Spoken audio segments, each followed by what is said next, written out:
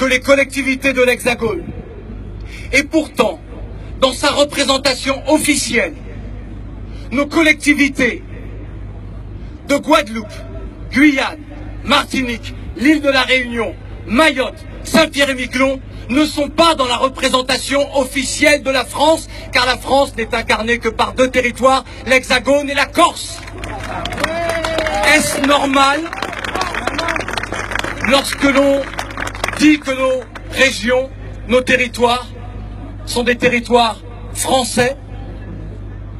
N'est-ce pas là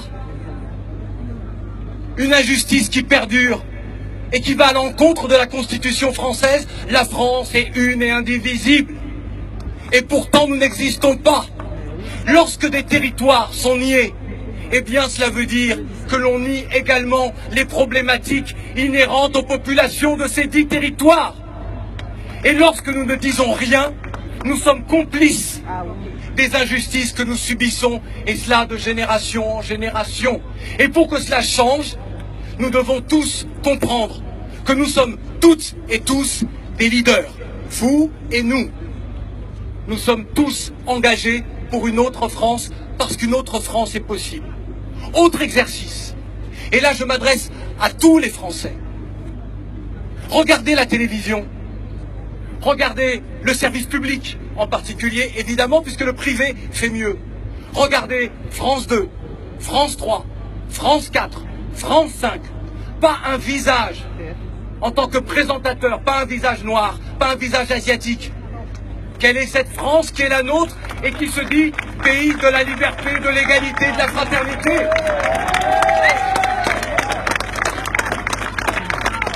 Et donc, cela doit cesser aussi.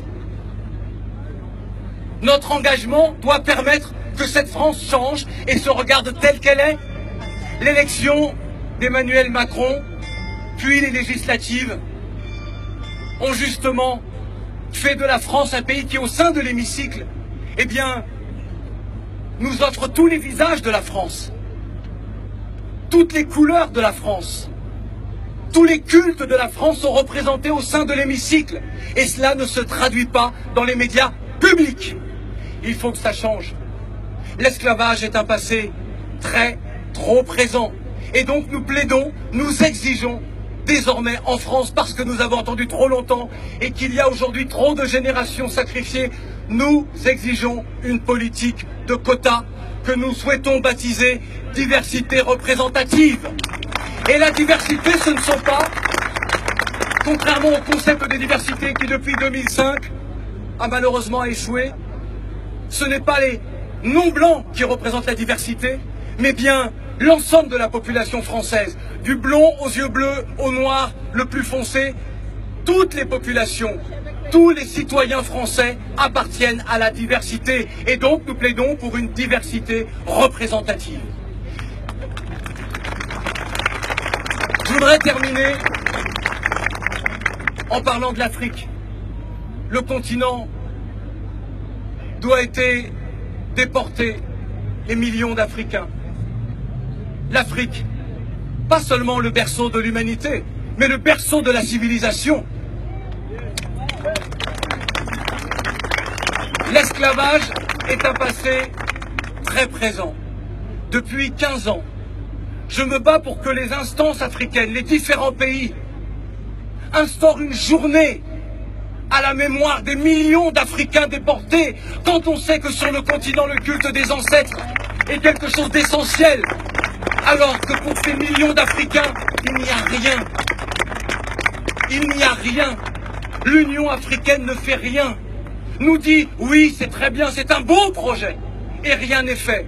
Peut-on imaginer ici qu'Israël, que nos frères juifs ne commémorent pas, n'aient pas plusieurs journées à la mémoire des leurs qui ont été exterminés dans les camps de concentration, et que seule l'Allemagne commémore?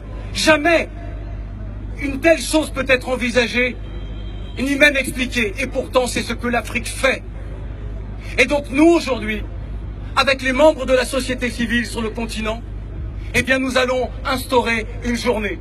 Et cette journée sera probablement celle du 18 novembre, parce que vous le savez, face à l'esclavage qui perdure en Afrique, esclavage vivace, à ceux que certains ont découvert en Libye.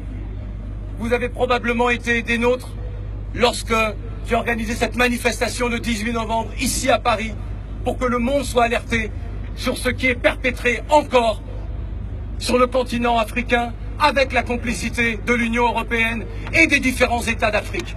L'esclavage est un passé trop présent et aujourd'hui nous marcherons pour nos aïeux, pour nos parents, pour nos ancêtres, mais surtout pour nos enfants et les générations futures. Debout, debout.